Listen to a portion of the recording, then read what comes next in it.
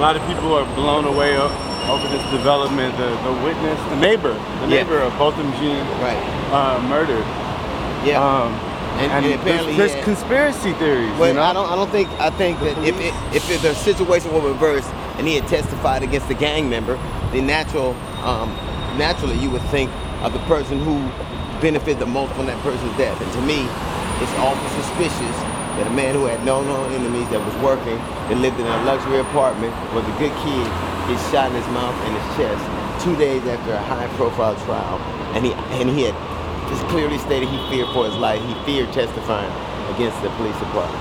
And 2 days later, he's dead. And if they don't find anything, it's because I think they had something to do with it. You know, people said without his testimony, she would have got off scot-free. Maybe.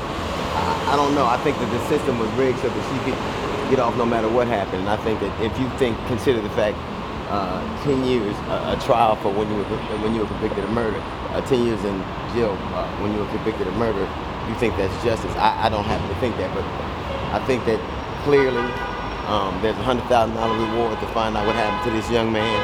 And if the police didn't have anything to do with it, they should be just as motivated as anybody else to try to get the real killer. We talked to one woman from one of Oprah's shows, right? And she was saying, why would you be mad at people displaying Why would you be mad at people? forgiveness? No, I'm not mad at the family for forgiving him. I'm mad at the judge and the bailiff for showing forgiveness. Let me ask you something. How many times did that judge come down from behind her gavel and hug somebody else? Did she hug all the murderers, or just the ones with blonde hair and blue uniforms?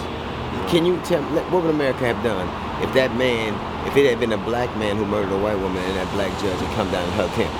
Would they be talking about forgiveness now? They wouldn't. Right. They'd be outraged. They'd be calling for her job.